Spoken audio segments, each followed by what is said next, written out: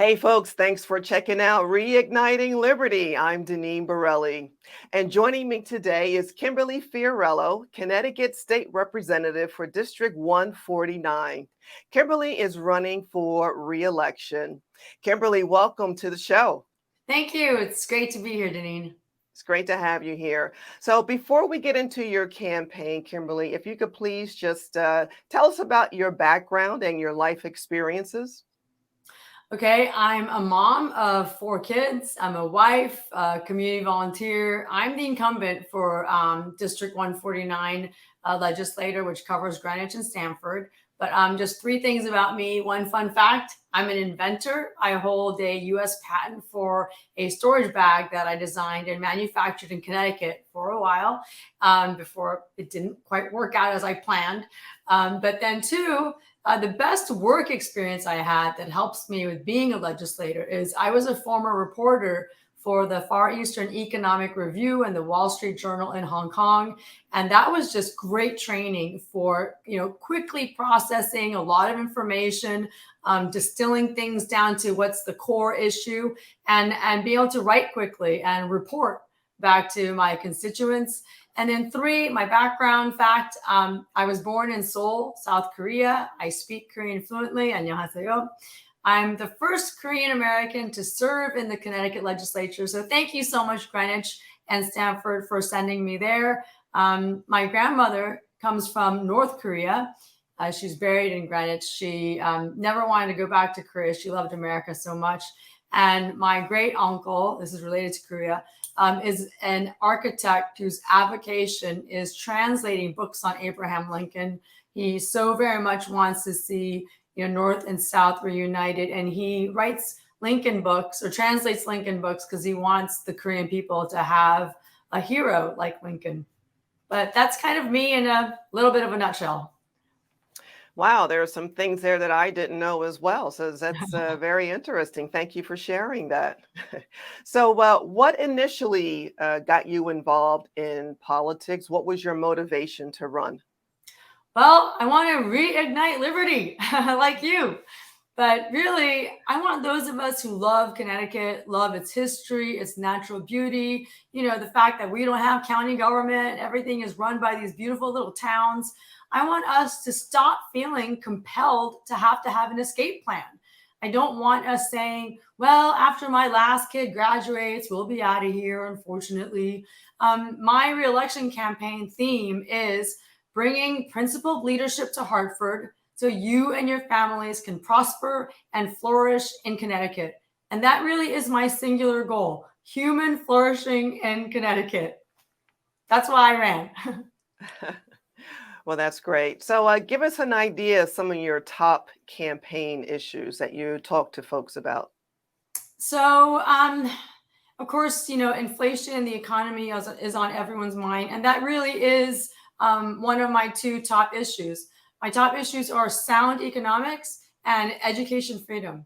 I don't say economy per se because I really mean sound economics at a fundamental level on every piece of legislation that I see. It's often the reason why I don't vote yes for a lot of things. I don't rubber stamp yes on legislation because once you read it and understand it, you realize it's just filled with unsound economics. What is the cost? Who is going to pay? How much? How long? Is it sustainable?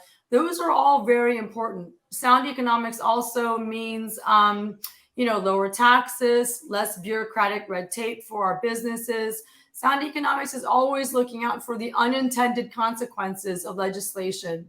And education freedom is the greatest civil rights fight of our time here in Connecticut. We are woefully behind on educational choice for parents. We have a rich history of school choice in Connecticut. I mean, we have like 100-year-old private schools here, all started for all kinds of different reasons to meet local needs, and yet we can't do that today.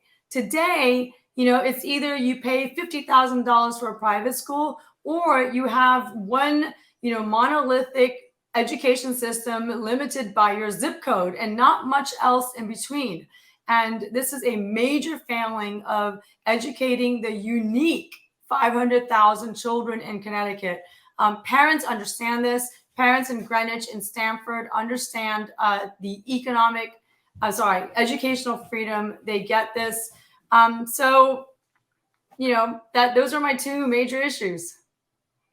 And as you're out meeting people, knocking on doors and attending events, what is some of the feedback that you're getting from people? I'm hitting a lot of unaffiliated doors. The feedback is great. Many folks remember me from before, so that's really familiar, and it's so nice to get back out and really go door to door and meet them in their homes. I've seen many folks out, during the last 2 years at various events and such, but the feedback has been encouraging. It's wonderful. People are home this summer in some cases, so I get to go and meet them again. It's been great. And if you could just touch on some of the challenges that Connecticut is facing. I know crime is something that is rampant across the country, but we're also seeing that perking up here in this area. If you could just touch on a few of those issues. Well, 100% public safety is a major issue for me. I serve on judiciary. I completely defend the essential role of law enforcement, and then on a cultural level, bringing back respect for this distinguished profession.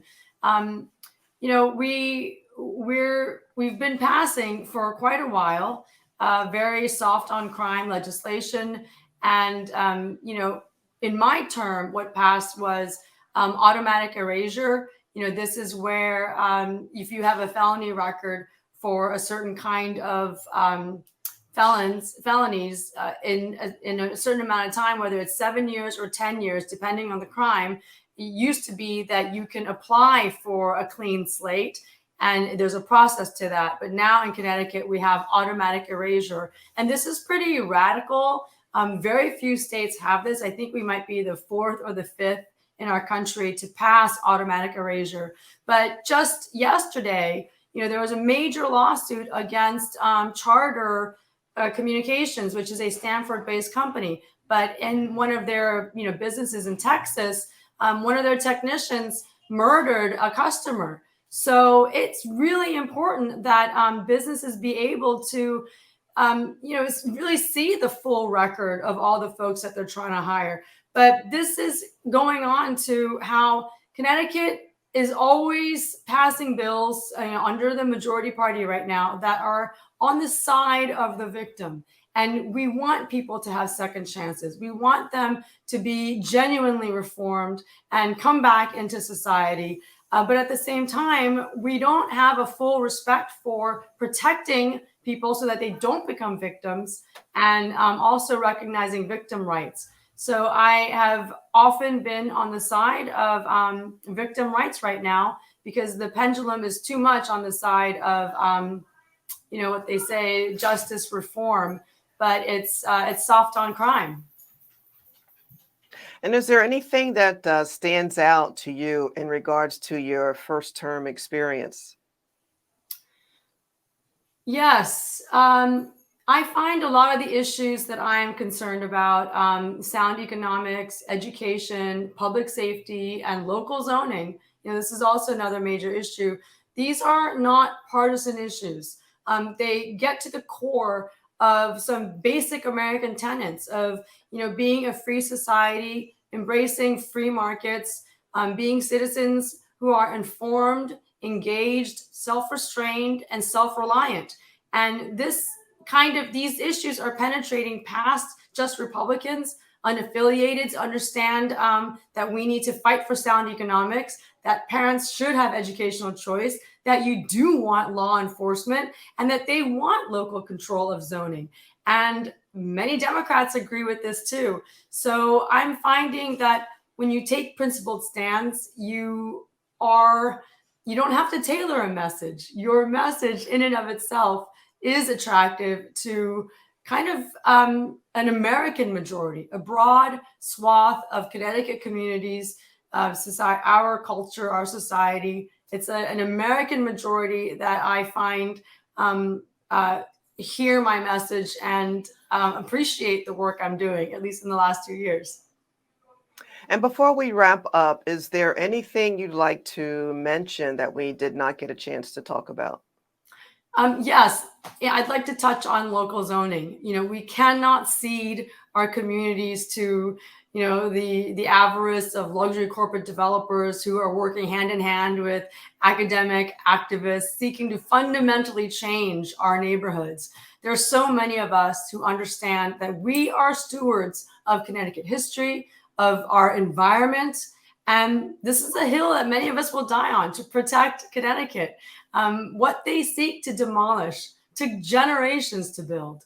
And thankfully, there are many regular citizens who have made the effort to understand the upcoming legislation. Each session, they keep coming out with these high density pro developer bills. And I'm so grateful so many citizens have taken upon themselves to protect private property rights and protect Connecticut for future generations. Of the 169 towns, more than 100 of our towns were founded in the 1600s and 1700s. It makes us wholly unique in the whole country.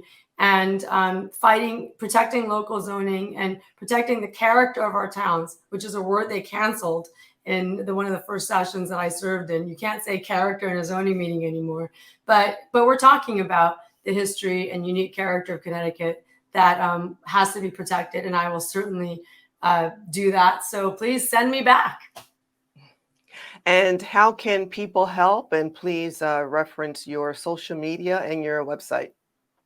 So my campaign is not taxpayer funded. Connecticut is unique, again, in being the only state that has kind of a welfare program for politicians. But I'm doing it the old fashioned way. I only seek the donation and contributions of those who want to support me. My opponent is taking the taxpayer funds. So in a way, I'm kind of paying for her campaign as well. But I would love your support. If you want to send me back, then please go to my website, KimberlyFiorello.com, KimberlyFiorello.com. Hit the donate button, and every dollar is valued. Every dollar will be used to, make my campaign be out front, be positive, and have victory in November. Well, I appreciate your time and good luck to you with your campaign. Thank you so much, Deneen. And let's keep fighting to reignite liberty. Absolutely. Well, folks, that was Kimberly Fiorello. She is the state representative in Connecticut in the District 149. Thanks for checking out Reigniting Liberty. And remember, everyone has a role to play. What are you doing for liberty? Until next time.